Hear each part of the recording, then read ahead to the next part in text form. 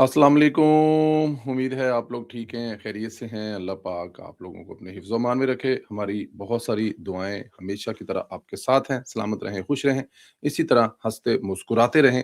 अल्लाह पाक इसी तरह आपके चेहरों पर रौनकें और खुशियाँ बखेरता रहे। चैनल को सब्सक्राइब करने की आपसे दरख्वास्त करते हैं, जो कि आप हमेशा करते हैं। जिन दोस्तों ने नहीं किया, उनसे दरख्वास्त है कि जब आप सुन रहे होते हैं, तो अपनी उँगली को थोड़ा-सा ऊपर करके उसको भी सब्सक्राइब कर दें और बेल आइकन को प्रेस ज़रूर करें, ताकि बहुत सारे लोग कंप्लेन करते हैं, दोस्त के संदीला साहब तुसी नज़र नहीं आंदे। वजह मुझे भी नहीं पता, बट हम लोग रेगुलर अपने वीलॉग जो है वो करते हैं।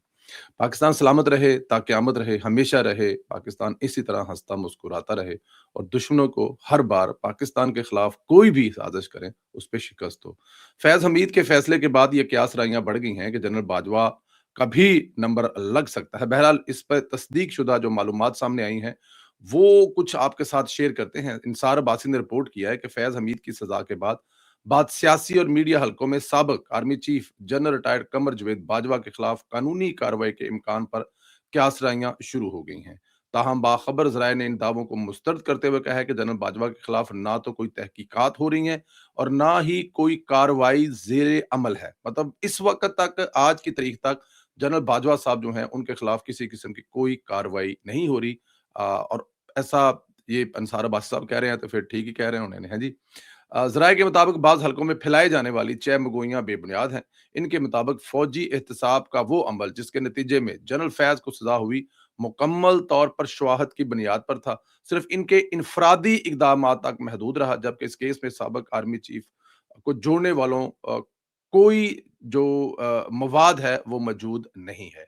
इसके बरक्स ज़राए का कहना है कि फ़ौज की जानिब से अपने सीनियर अफ़सर के खिलाफ एहतसाबी अमल मुकम्मल होने के बाद तवक्कात बढ़ रही हैं कि एहतसाब का दायरा फौजी शोबे से बाहर फैल सकता है। ये बड़ी इंपॉर्टेंट लाइन है।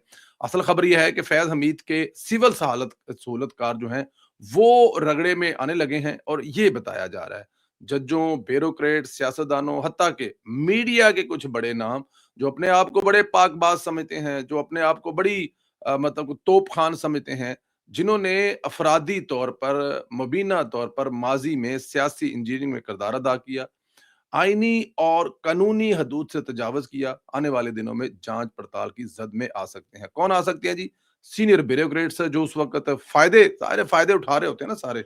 साकिब निसार दे मुंडे दा जदों विआह होया सी ते दुनिया वेख रही सी। पता नहीं किन्नियां करोड़ां दा लहंगा आया सी इंडिया तो अब वो साकिब निसार साहब बताएँ ना, कौन-सी कमाई से आया था। यही थी वो कमाई जहाँ से पैसा आ रहा था। नवाज़ शरीफ के खिलाफ फैसला करने का जब वक़्त आया, तो साकिब निसार ने क्या माँगा होगा? क्या रेट होगा? ये तमाम चीज़ें सामने आनी चाहिए। इस तरह दूसरे बहुत सारे ब्यूरोक्रेट्स भी हैं, कुछ सियासतदान भी हैं। मीडिया वाले जो उस वक़्त पनामा, आपको याद होगा 5,000 प्रोग्राम को 2 महीनों में हुआ था, तो मीडिया वाले भी तो उस दिनों में फार्म हाउसेज़ के मालिक बने थे। तो अब मीडिया वालों का भी शायद एहतसाब में आए और आना चाहिए। ये काली भेड़ें जो है ना, जितनी भी हैं, जिस भी महकमे में हैं, हमेशा सियासतदानों का एहतसाब होता रहा, लेकिन पहली दफ़ा सियासतदानों से हटकर सियासतदानों के साथ-साथ बाकी लोगों को भी रगड़े में लाया जा रहा है। ज़राए का कहना है कि अगरचा जनरल बाजवा के खिलाफ कोई इकदाम नहीं हो रहा, तब फैज़ के बाद की सूरत-ए-हाल को एक वसी तर एहतसाबी अमल का दरवाज़ा खोलना चाहिए, जिसका मकसद इन सिविलियन अदारों को निशाना बनाना है, जो मुबीना तौर पर माज़ी में गैर आइनी इकदामात को सहूलत फ़राहम करने पर या इनसे फ़ायदा उठाने पर मुर्तकब है। इनके बकौल इस नोयत का एहतसाब इसलिए ज़रूरी है ताकि ज़िम्मेदारी का तयन हर सतह पर हो और इसे अ, चंद लोगों पर या चंद लोग इसके रगड़े में आएँ और उसके बाद कहें जी साहब ख़ाबत हो गया, उससे कोई फ़ायदा नहीं होगा। उससे लगेगा कि बस उसी को पकड़ना था, पकड़ लिया था। आपको याद है 400 समथिंग के पता नहीं 4,000 समथिंग पनामा में लोगों का नाम था, लेकिन सिर्फ़ एक नवाज़ शरीफ, एहतसाब सिर्फ़ एक नवाज़ शरीफ का हुआ था। या बल्कि आप ये कह लें कि एहतसाब सिर्फ़ शरीफ ख़ानदान का हुआ था, बाकी सारे के सारे दूध के धुले हुए थे। और उस वक़्त आधे से ज़्यादा पार्टी इमरान खान की भी जो है वो उसमें शामिल थी। लेकिन क्योंकि ज़ाहिर है पकड़ना सिर्फ़ नवाज़ शरीफ को था, तो एहतसाब भी नवाज़ शरीफ का हुआ था। अच्छा जी, इधर पहले पीटीआई जलसों का ऐलान करती है, नाकाम हो जाते हैं तो अपनी तंज़ीम को शो कॉज़ जारी करना शुरू कर जाते हैं। आज कोहाट जलसा भी नाकाम हो चुका है। अवाम ने दिलचस्पी का इज़हार नहीं किया, जलसे में कोई नहीं आया, ग्राउंड खाली पड़ा रहा है। तहरीक-ए-इंसाफ ने पेशावर जलसे में मतलूबा तादाद में कारकुन ना लाने पर ज़िली तंज़ीम के 25 अरकान को शो कॉज़ नोटिस जो है वो जारी कर दिया है। پارٹی کے شو کاز نوٹس میں کہا گیا ہے کہ ضلعی انتظامیہ کے عہدیداروں نے پارٹی اہم مقامات پر عمل درآمد نہیں کیا اور متعلقہ پی ٹی آئی عہدیداروں کارکنوں کو جلسہ گاہ میں پہنچانے کی ان کی ذمہ داری تھی، جس میں پارٹی کارکنان جو ہیں وہ بڑے مطلب ناکام ہوئے ہیں اور اس کا جواب ان کو دینا پڑے گا۔ نوٹس میں تمام متعلقہ اراکین کو 3 دن کے اندر وضاحت پیش کرنے کی ہدایت جاری کرتے ہوئے تسلی بخش وضاحت نہ ملنے پر صورتحال تعزیبی کارروائی ہوگی۔ اندازہ کریں اب یہ نوبت آ گئی ہے کہ پی ٹی آئی کو اپنے لوگوں کو یہ کہنا پڑ رہا ہے، نوٹس دینا پڑ رہا ہے، گالیاں نکالنی پڑ رہی ہیں کہ جناب تسی اے بندے کیوں نہیں لے کے آ رہے۔ اب یہ جناب ہو رہا ہے، اب اس میں آپ خود سمجھدار ہیں، جب یہ ہو رہا ہے تو پھر اس کا مطلب ہے کہ آپ ان کے جو کارکن ہیں وہ بھی مایوس ہو چکے ہیں۔ اور یہ بلوچستان نہیں ہے، یہ سندھ نہیں ہے، یہ کے پی نہیں، کشمیر نہیں، یہ پنجاب نہیں، یہ وہاں پر ہو رہا ہے جہاں پر پاکستان تحریک انصاف کی حکومت ہے، جہاں سے پاکستان تحریک انصاف اس وقت تمام وسائل کے ساتھ عمران خان چھڑوانے کی کوشش کر رہی ہے۔ پچھلے 14-15 سال سے جس جگہ پہ ان لوگوں نے مال بنایا ہے، جہاں پہ وہ حکومت کر رہے ہیں، جی سرحد کی بات ہو رہی ہے، کے پی کے کی بات ہو رہی ہے، اس وقت کوہاٹ کا جلسہ جو ہے وہ ظاہر ہے کے پی کے میں ہے، وہاں پر وہ گراؤنڈ میں 5-7 ہزار بندہ نہیں لا سکے۔ ہاں الٹے سیدھے کپڑے پوا کر کچھ بابوں کو الٹی سیدھی کلا بازیاں لگوا کر وہ یہ ثابت کرنے کی کوشش کر رہے ہیں کہ لوگ عمران خان سے بڑی محبت کرتے ہیں۔ اب ایسے جنونی تو دنیا میں ہر جگہ موجود ہیں، لیکن کیا اس سے جلسہ کامیاب ہو گیا؟ کیا عمران خان کو جو چھڑوانے کی تحریک تھی وہ کامیاب ہوگی؟ میں بہت پہلے کہہ دیا تھا کہ سہیل افریدی جو ہے وہ گنڈا پور سے بھی بڑا گنڈا پور نکلے گا۔ اب دیکھیں سہیل افریدی جو ہے کون کون سی بڑھ کے مار کے آیا تھا، کیا کیا کہہ کے آیا تھا کہ میں عمران خان کے عشق میں مرنا چاہتا ہوں، مجھے اس بات کی کوئی پرواہ نہیں ہے میں وزیر اعلیٰ رہتا ہوں یا نہیں رہتا ہوں، میں وہ اسلام آباد پر حملہ کروں گا، وہ لشکر لے کے جاؤں گا، عمران خان کو جیل سے چھڑوا کر لے کے آؤں گا۔ جس طرح عمران خان آپ کو یاد ہے جس طرح عمران خان کا رنگ باز، اسی طرح سہیل افریدی رنگ باز۔ عمران خان صاحب نے کشمیر والے معاملے پہ ہر جمعے کو آدھے گھنٹے کے لیے خاموش رہنے کا یا کھڑا ہونے کا یا سٹل ہونے کا ایک اعلان کیا تھا۔ ایک جمعے والے دن وہ کچھ منٹ باہر آئے۔ آپ کو یاد ہوگا اس وقت کی فردوس شمیم فردوس صاحبہ تھی جو ان کے ہاتھ سے انہوں نے جھنڈا تھا کشمیر کا وہ پکڑنے سے انکار کر دیا تھا اور صرف ایک جمعے کو کیا تھا، اگلے جمعے سے آہستہ آہستہ آہستہ بھول گئے تھے کیڑا جمعہ تے کیڑا کشمیر تے کیڑا کھلونا تے کیڑا بائیکاٹ۔ سیم وہی سہیل افریدی کر رہا ہے عمران خان کے ساتھ۔ جب وہ نیا نیا آیا تھا اس نے بتھیرے بیان دیے تھے، اس نے بڑی لمبی لمبی چھوڑی تھی، اس نے اڈیالہ کے باہر آ کر آدھا گھنٹہ بیٹھ کر مونگ پھلیاں کھا کر ریکارڈ بھی قائم کیا تھا کہ 1 گھنٹے میں کتنی مونگ پھلی کھاتے ہیں۔ لیکن جیسے جیسے وقت گزرتا جا رہا ہے سہیل افریدی جو ہے وہ بھی اپنے کاموں میں مصروف ہو گیا ہے، وہ اور اس کے بھائی مل کر ماشاءاللہ اچھا مال بنا رہے ہیں۔ ظاہر ہے جس چھوٹے سے گھر میں آیا تھا، جب وہ پشاور میں پڑھتا تھا، یونیورسٹی میں رہتا تھا، کمرے میں ایک فریج اور وہ سارا کچھ حالات بھی تو ٹھیک کرنے ہیں نا، خاندان کو بھی تو سنوارنا ہے نا، یہی وتیرہ ہے کے پی کے میں چل رہا ہے۔ جو آتا ہے وہ ماشاءاللہ سائیکل پہ آتا ہے اور جو جاتا ہے وہ 50 گاڑیوں کے قافلے میں جاتا ہے۔ تو سہیل افریدی صاحب نے بھی جو ہے میرے خیال میں عمران خان صاحب کو ہاتھ کروا دیا ہے۔ عمران خان صاحب کو سمجھ نہیں آئے گی، شاید لیٹ سمجھ آئے گی، لیکن عمران خان صاحب کے ساتھ ہونا بھی یہی چاہیے۔ عمران خان صاحب بھی بڑی بڑھ کے مارتے ہیں۔ وہ جب لے کر آئے تھے پرویز خٹک کو تو انہوں نے کہا تھا کمال کر دیا، کیا بندہ لے کے آئے۔ پھر جب نکالا انہوں نے کہا یہ تو ہے ہی کسی کامدانی سے۔ اس کے بعد محمود خان صاحب کو لے کے آئے تو دھمے مچ گئی، کیا بندہ نکال کے لے آئے عمران خان صاحب۔ اس کو جب نکالا تو انہوں نے کہا یہ عمران خان کو نبض شناس ہے، عمران خان کو پتا تھا یہ کسی کام کا نہیں، نکال دیا۔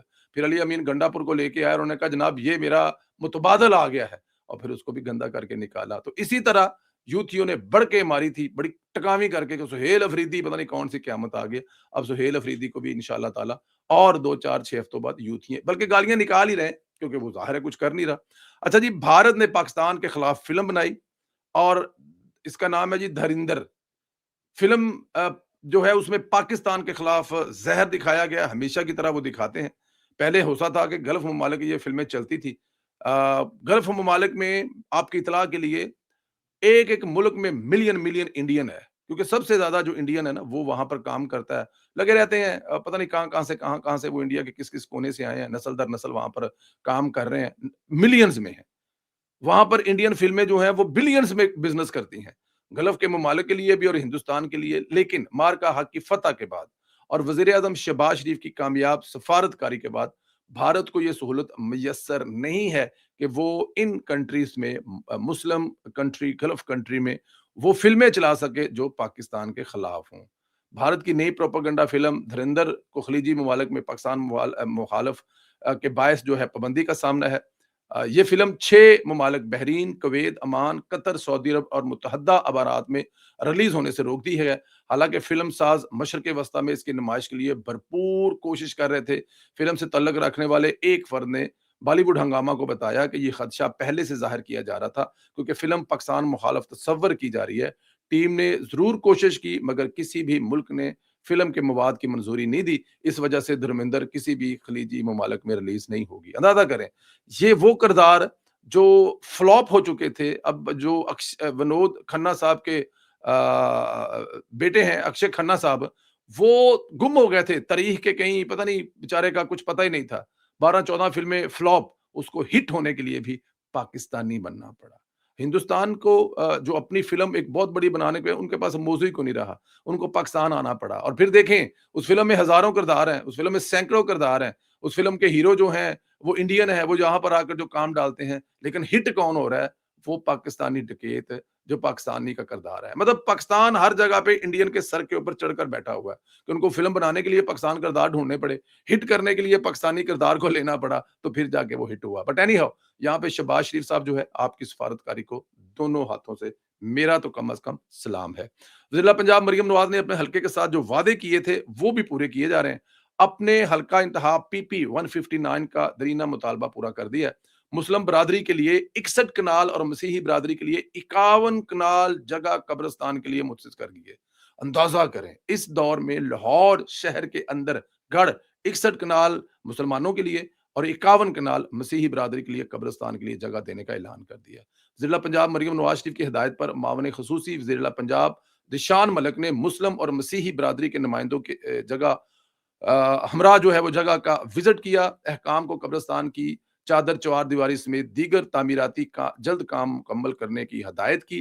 وزیر پنجاب مریم نواز کی ہدایت پر ہر معاون خصوصی وزیر پنجاب دشان ملک کا Nishtar colony P B 159 girls college degree کے لیے 60 کنال جگہ۔ اب اندازہ کریں کہ یہ نشتر کلونی میں جو بچیوں کے لیے ڈگری کالج ہے اس کے لیے 60 کنال جگہ جو ہے وہ بھی جو دورہ کیا اس کا، اور اعلیٰ حکام سے بریفنگ لی اور کالج کے تعمیراتی کام کو جلد شروع کرنے کی ہدایت بھی کی۔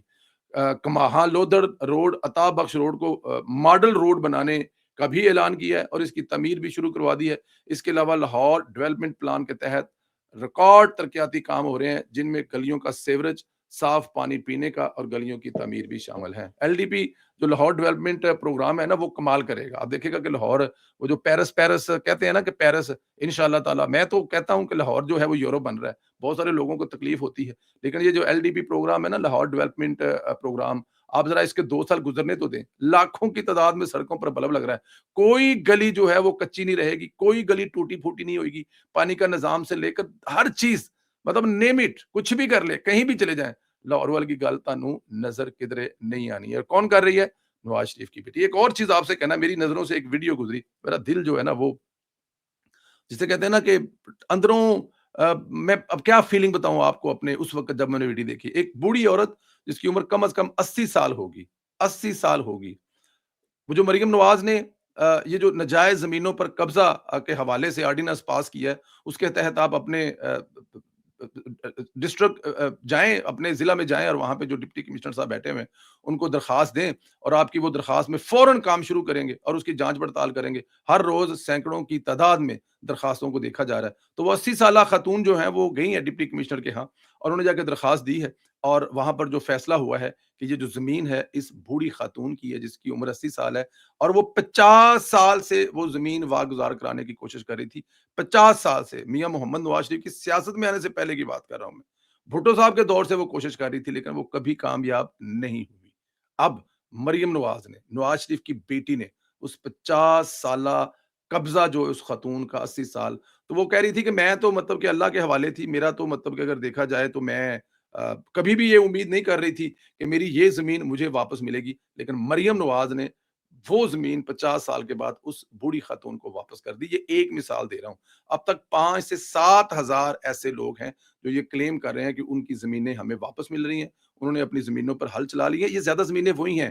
اب بدبخت لوگ ہیں کہ کسی کا بھائی فوت ہو گیا تو بیوہ جو بھابھی ہے اس کی زمین پر قبضہ کر لیا.